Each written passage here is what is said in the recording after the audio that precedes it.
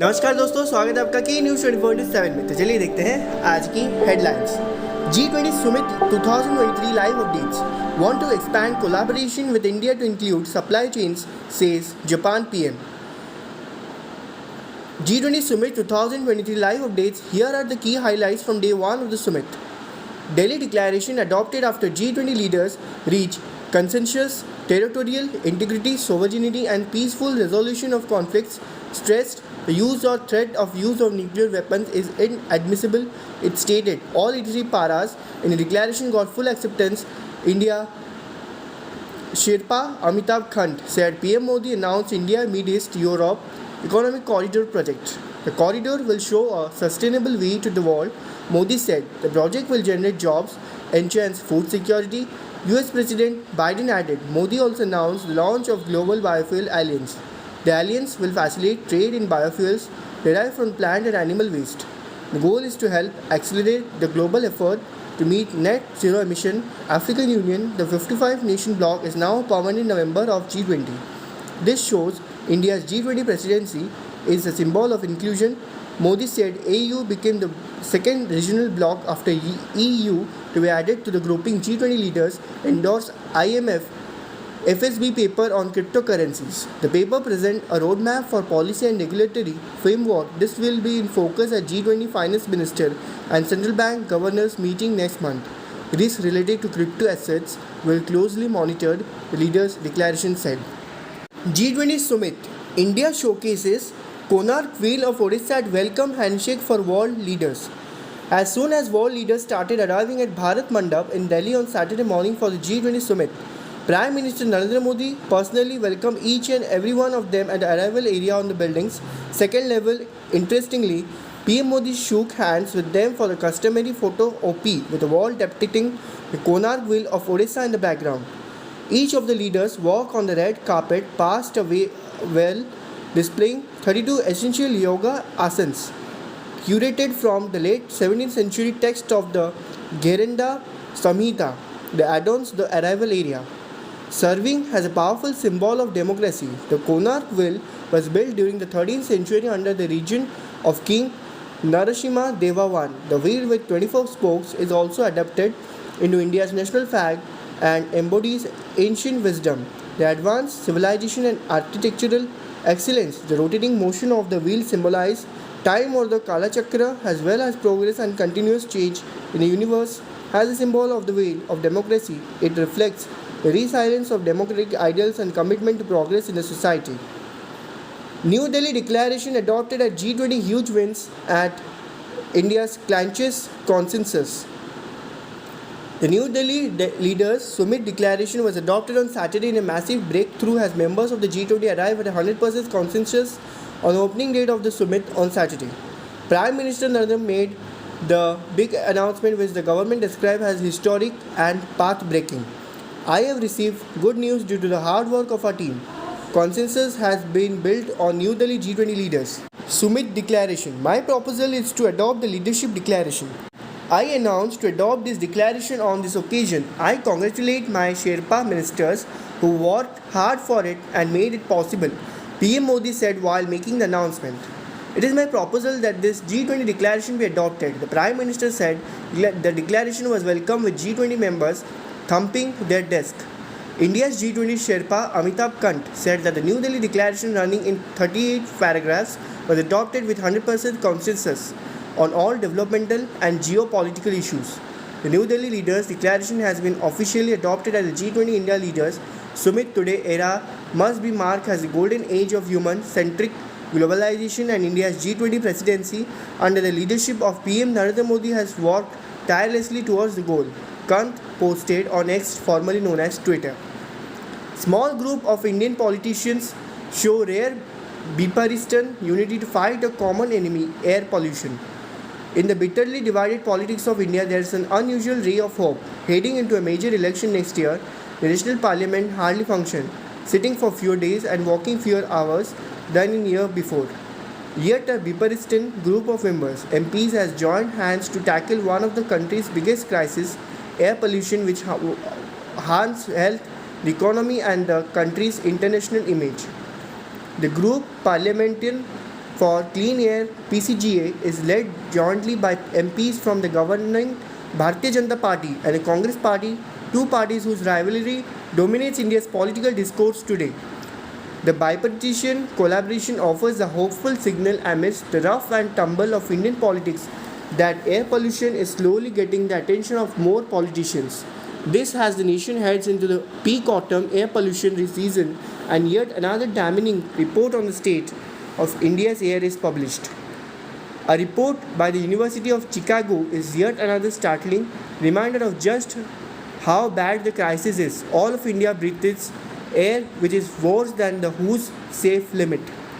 Chandrababu Naidu arrest, a knee-jerk reaction or a planned strategy.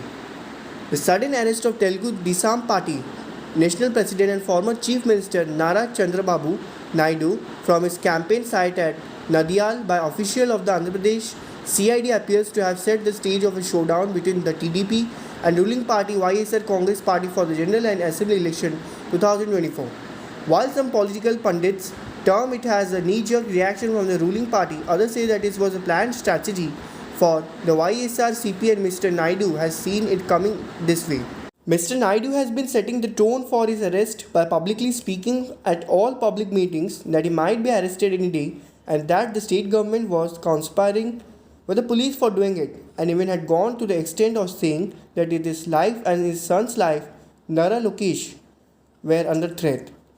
He had gone to the extent of conveying the same to the Union Home Minister Amit Shah a couple of times when he met him in the recent times. A number of political analysts say that the arrest of the leader of the main opposition party unceremoniously was a hasty reaction from the ruling party, and it might be counterproductive as Mr. Naidu would certainly use it as a platform for gaining sympathy votes. It is felt that Mr. Naidu was gaining traction as his recent bus tour and his campaign Babu Surti Bhavya Shaitu Ki Guarantee program was largely being termed as success, including in Chief Minister's stronghold pocket in the Rajyasima region, and so was Nara Lokesh Yuvak Galam, a 4,000 km long street-wide Padyatra. The TDP winning 4 MLC seat in the recent election and winning in about 10 seats of the 32 in the local body election are said to be indicators of Mr. Naidu upward trend. More so, the talks of him getting closer to the BJP top bosses and undeclared alliance with Jana Sena party could be the reason for the ruling party to arrest the course. G20 nations reiterate national position on Ukraine opposes territorial acquisition by force. Leaders of G20 nations on Saturday reiterated their national position on the Ukraine war and resolution adopted at the UN Security Council and the UN General Assembly. In the consensus leader declaration for the G20 summit in New Delhi, they underscored that all the states must act in a manner consistent with the purposes and principles of the UN Charter in its entirety. In line with the UN Charter, all states must refrain from the threat or use of force to seek territorial acquisition against the territorial integrity and sovereignty or political independence of any state. The use or threat of use of nuclear weapons is inadmissible. The declaration was adopted after prolonged negotiations on the outcome document that had been held up over reference to Ukraine. The resolution reaffirmed that the G20 is the premier forum for international economic cooperation and recognized that while it is not the platform to resolve geopolitical and security issues, they acknowledge that their issue can have significant consequences for the global economy. We highlighted the human suffering and negative added impacts of the war in Ukraine with regard to global food and energy security supply chains, macro financial stability, inflation and growth, which has complicated the policy environment for countries, especially developed countries which are still recovering from the COVID-19 pandemic and the economic disruption which has derailed progress towards the SDGs. Morocco Earthquake Death Toll crosses 1,000 mark, more casualties feared. The death toll in Morocco deadliest earthquake crossed 1,000 on Saturday, September 9, revealed figures released by the government. The 6.8 magnitude earthquake hit a mountainous area 72 kilometers 45 miles southwest of Marrakesh at 11:11 pm 2211 GMT on Friday as per US Geological Survey. The earthquake caused strong tremors in Rabat, Casablanca and ES Soria, the coastal cities in the country. I was nearly asleep when I heard the doors and the shutters banging, said Guanao Najim, a Casablanca resident in her 80s who was visiting Marrakesh when the quake hit. She was quoted by AFP. I went outside in panic. I thought I was going to die alone. Friday's earthquake is the strongest ever to hit Morocco. AFP quoted an expert who said that the quake was the region's biggest in more than 130 years. IMD forecast surge in rainfall over Orissa, Andhra Pradesh, Telangana from September 12. The Indian Meteorological Department on Saturday said that there will be an increase in rainfall activity over Orissa, Andhra Pradesh and Telangana from September 12 due to the development of a fresh cyclonic circulation over northwest and adjoining West Bengal Bay of Bengal.